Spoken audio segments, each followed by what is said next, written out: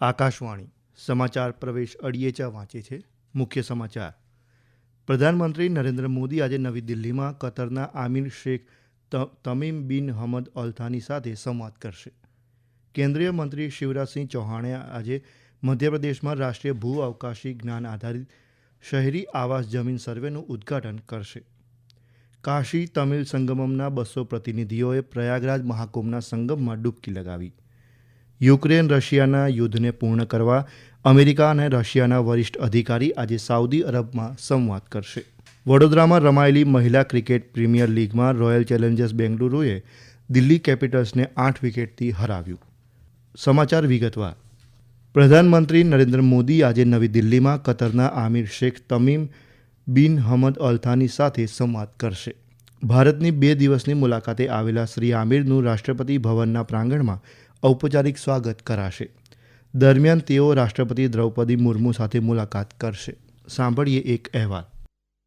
Qatar के अमीर की यात्रा के दौरान व्यापार, निवेश, ऊर्जा और तकनीकी सहयोग शीर्ष एजेंडा होगा। भारत और कतर के बीच एक मजबूत आर्थिक साझेदारी है और दोनों देशों के बीच द्विपक्षीय व्यापार में लगातार इजाफा हो रहा है। कतर की कंपनियों ने देश के तकनीकी बुनियादी ढांचे और विनिर्माण उद्योगों में महत्वपूर्ण निवेश किया है, जबकि भारतीय कंपनियों ने कतर में एक मजबूत उपस्थिति दर्ज की है। जैसे जैसे भारत एक वैश्विक विनिर्माण और तकनीकी केंद्र के रूप में अपनी स्थिति मजबूत कर रहा है, कई क्षेत्रों जैसे लॉजिस्टिक, बंदरगाह, हवाई अड्डे, रेलवे और राजमार्ग, सेमीकंडक्टर, खाद्य सुरक्षा, इलेक्ट्रिक वाहन और नवीकरणीय ऊर्जा के क्षेत्र में द्विपक्षीय व्यापार के विस्तार की संभावनाएं काफी बढ़ गई हैं। भूपेन्द्र सिंह, आकाशवाणी समाचार, दिल्ली. કેન્દ્રીય ગ્રામીણ વિકાસ મંત્રી શિવરાજસિંહ ચૌહાણ આજે મધ્યપ્રદેશમાં 26 રાજ્ય અને 3 કેન્દ્રશાસિત પ્રદેશમાં 152 શહેરી સ્થાનિક સંસ્થાઓ માટે રાષ્ટ્રીય ભૂ અવકાશી જ્ઞાન આધારિત શહેરી આવાસ જમીન સર્વે એટલે કે નકશાનું ઉદ્ઘાટન કરશે. સાંભળીએ એક અહેવાલ. नक्शा कार्यक्रम का उद्देश्य शहरी क्षेत्रों में भूमि रिकॉर्ड बनाना है, ताकि भूमि स्वामित्व का सटीक और विश्वसनीय दस्तावेजीकरण सुनिश्चित किया जा सके। सर्वे ऑफ इंडिया नक्शा कार्यक्रम के लिए तकनीकी भागीदार है। यह पहल नागरिकों को सशक्त बनाएगी, जीवन को आसान बनाएगी, शहरी नियोजन को बढ़ाएगी और भूमि संबंधी विवादों को कम करेगी। नक्शा पायलट कार्यक्रम की लागत करीब 194 करोड़ रुपए है, जिसे पूरी तरह से भारत सरकार द्वारा वित्त पोषित किया जाएगा। इस अवसर पर वाटरशेड यात्रा को भी हरी झंडी दिखाई जाएगी। संजीव शर्मा, आकाशवाणी समाचार, भोपाल. હવે મહાકુંભના સમાચાર.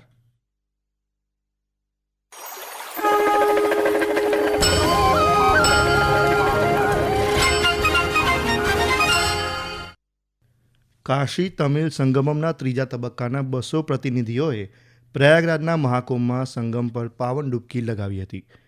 વારાણસીથી પ્રયાગરાજ પહોંચેલા આ સમૂહ એક કાર્યક્રમનો ભાગ હતા, જેનો ઉદ્દેશ તમિલનાડુ અને કાશી વચ્ચે પ્રાચીન સભ્યતા સંપર્કનો પ્રચાર કરવાનો અને તેને મજબૂત બનાવવાનો છે. સાંભળીએ એક અહેવાલ. महाकुंभ उत्तर और दक्षिण भारत की संस्कृतियों का संगम भी बन गया है। दक्षिण भारत से काशी तमिल संगमम का पहला दल कल महाकुंभ पहुंचा। काशी तमिल संगमम के लोगों ने महाकुंभ में भ्रमण के बाद अपने अनुभव साझा किए। तमिलनाडु के पनरुती शहर से आए श्रीधर राधाकृष्णन ने कहा कि ये आयोजन अपने आप में अद्भुत और दिव्य है। तमिलनाडु के तिरुवन्नामलाई से आए छात्र नारायण मूर्ति ने कहा कि महाकुंभ न केवल उत्तर और दक्षिण के बीच सांस्कृतिक संगम है, बल्कि वैश्विक संस्कृति और भाईचारे का मिलन स्थल भी है। प्राचीन भारत में शिक्षा और संस्कृति के 2 महत्वपूर्ण केंद्रों वाराणसी और तमिलनाडु के बीच जीवंत संबंधों को पुनर्जीवित करने के लिए संगमम का आयोजन किया जा रहा है। आदर्श के साथ अभिषेक कपिल, आकाशवाणी समाचार, प्रयागराज.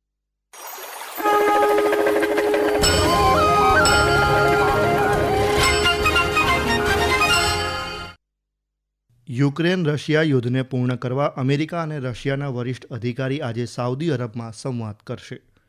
અંદાજે 3 વર્ષ પહેલાં શરૂ થયેલા આ યુદ્ધ દરમિયાન પહેલીવાર અમેરિકા અને રશિયા વચ્ચે આ મહત્વપૂર્ણ બેઠક યોજાશે.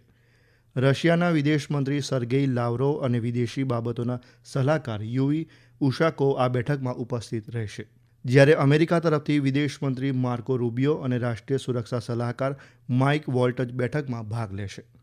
મળતી માહિતી મુજબ આ બેઠક અમેરિકાના રાષ્ટ્રપ્રમુખ ડોનાલ્ડ ટ્રમ્પ અને રશિયાના રાષ્ટ્રપ્રમુખ વ્લાદિમીર પુતિન વચ્ચે વાતચીતનો માર્ગ મોકળો કરી શકે છે. આ તરફ યુક્રેનના રાષ્ટ્રપ્રમુખ વોલોદિમીર ઝેલેન્સ્કીએ કહ્યું તેમનો દેશ અમેરિકા અને રશિયા સંવાદમાં ભાગ નહીં લે અને આ સંવાદના પરિણામનો પણ સ્વીકાર નહીં કરે. તેમણે યુક્રેનને આ વાતચીત માટે આમંત્રિત ન કરાયું હોવાનું પણ જણાવ્યું હતું.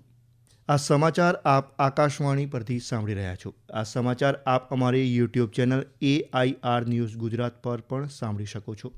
વધુ સમાચાર માટે આપ અમારી વેબસાઇટ newsonair.gov.in/gujarati અને અમારા એક્સ હેન્ડલ AIR_ABADને ફોલો કરશો. પરીક્ષા પે ચર્ચા 2025ની નવી આવૃત્તિનું આજે આયોજન કરાશે. આ આવૃત્તિમાં વિવિધ બોર્ડ અને પરીક્ષાના ટોપર્સ વિદ્યાર્થીઓને પરીક્ષાના તણાવ, ચિંતાને દૂર કરવા અને દબાણમાં પણ શાંત રહેવા અંગે પોતાના વિચાર અને મંતવ્ય અપાશે. સોશિયલ મીડિયા પર એક વિડીયો શેર કરતા પ્રધાનમંત્રી નરેન્દ્ર મોદીએ કહ્યું, આ પરીક્ષા પે ચર્ચા આવૃત્તિમાં પરીક્ષા યોદ્ધાઓએ તેમણે પરીક્ષાના તણાવ અને ચિંતાને સફળતાપૂર્ણ દૂર કરવા અંગે પોતાના અનુભવ રજૂ કરશે. વડોદરામાં ગઈકાલે મહિલા ક્રિકેટ પ્રીમિયર લીગ WPLની મેચમાં રોયલ ચેલેન્જર્સ બેંગલુરુએ દિલ્હી કેપિટલ્સને 8 વિકેટથી પરાજય આપ્યો હતો. RCBએ જીતવા માટેના 142 રનના લક્ષ્યાંકને 2 વિકેટ ગુમાવ્યા બાદ હાંસલ કરી લીધો હતો. રોયલ ચેલેન્જર્સે 16 ઓવર અને 2 બોલમાં 2 વિકેટે 146 રન બનાવ્યા હતા. ટીમના સુકાની સ્મૃતિ મંધાનાએ 47 બોલમાં 81 રન બનાવ્યા. આ પહેલાં દિલ્હી કેપિટલ્સે પહેલાં બેટિંગ કરીને 19 ઓવર 3 બોલમાં 141 રન પર ઓલ આઉટ થઈ ગઈ હતી. ભારતીય ક્રિકેટ કંટ્રોલ બોર્ડ BCCIએ આગામી ચેમ્પિયન્સ ટ્રોફી 2025 માટે ભારતીય પુરુષ ટીમની જર્સીનું અનાવરણ કર્યું. સોશિયલ મીડિયા સંદેશમાં BCCIએ ભારતીય ખેલાડીઓની જર્સીની એક તસવીર પણ રજૂ કરી છે. રોહિત શર્માની આગેવાનીમાં ટીમ પોતાની સિગ્નેચર બ્લુ જર્સીમાં જોવા મળશે. જર્સીમાં બંને ખભા પર ત્રિરંગા અને જમણી બાજુ ચેમ્પિયન્સ ટ્રોફીનું પ્રતીક હશે. ભારતીય ટીમ મેન ઇન બ્લુ ગુરુવારે દુબઈ આંતરરાષ્ટ્રીય ક્રિકેટ સ્ટેડિયમમાં બાંગ્લાદેશ સામે પોતાના અભિયાનનો પ્રારંભ કરશે. હવે આજના અખબારોના મુખ્ય સમાચાર રજૂ કરે છે અનિલ પટેલ. આજના અખબારોએ વિવિધ સમાચારોને હેડલાઇનમાં લીધા છે. ગુજરાત સમાચારે ADR રિપોર્ટને ટાંકીને હેડલાઇનમાં લખ્યું છે, ભાજપ સૌથી અમીર પક્ષ, ગયા વર્ષે 4,340 કરોડ રૂપિયાની કમાણી, કોંગ્રેસને 1,225 કરોડ રૂપિયા મળ્યા. ઇન્ડિયન ઓવરસીઝ કોંગ્રેસના અધ્યક્ષ સામ પિત્રોડાએ ચીન ભારત માટે જોખમી નથી એવા કરેલા નિવેદનને પણ અખબારોએ પ્રથમ પાને સ્થાન આપ્યું છે. સંદેશે તેને હેડલાઇન બનાવી છે. દિલ્હી, NCR અને બિહારમાં ભૂકંપના સમાચાર તમામ દૈનિકોએ પહેલા પાને પ્રકાશિત કર્યા છે. નવગુજરાત સમયનું મુખ્ય શીર્ષક છે, યુક્રેન યુદ્ધના અંત માટે રશિયા અમેરિકા વચ્ચે આજે વાટાઘાટો. દિવ્ય ભાસ્કરે પ્રયાગ, અયોધ્યા, કાશીમાં શ્રદ્ધાળુઓના ભારે ધસારાનો ગ્રાઉન્ડ રિપોર્ટ તસવીરો સાથે પ્રકાશિત કર્યો છે. દેશના નવા ચૂંટણી કમિશનર પદે જ્ઞાનેશ કુમારની પસંદગી, આ સમાચાર પણ અનેક દૈનિકોએ પ્રથમ પાને લીધા છે. અને અમેરિકાથી દેશ નિકાલ કરાયેલા 33 ગુજરાતીઓની ઘર વાપસીના સમાચાર તમામ અખબારોમાં સ્થાનિક પાના પર તસવીર સાથે જોવા મળે છે. અંતે મુખ્ય સમાચાર. પ્રધાનમંત્રી નરેન્દ્ર મોદી આજે નવી દિલ્હીમાં કતરના આમિર શેખ તમીમ બિન હમદ અલથાની સાથે સંવાદ કરશે. કેન્દ્રીય મંત્રી શિવરાજસિંહ ચૌહાણ આજે મધ્યપ્રદેશમાં રાષ્ટ્રીય ભૂ અવકાશી જ્ઞાન આધારિત શહેરી આવાસ જમીન સર્વેનું ઉદ્ઘાટન કરશે. કાશી તમિલ સંગમમના 200 પ્રતિનિધિઓએ પ્રયાગરાજ મહાકુંભના સંગમમાં ડૂબકી લગાવી. યુક્રેન રશિયા યુદ્ધને પૂર્ણ કરવા અમેરિકા અને રશિયાના વરિષ્ઠ અધિકારી આજે સાઉદી અરબમાં સંવાદ કરશે. અને વડોદરામાં રમાયેલી મહિલા ક્રિકેટ પ્રીમિયર લીગમાં રોયલ ચેલેન્જર્સ બેંગલુરુએ દિલ્હી કેપિટલ્સને 8 વિકેટથી હરાવ્યું. આ સાથે જ આકાશવાણી પરથી સમાચાર પૂરા થયા.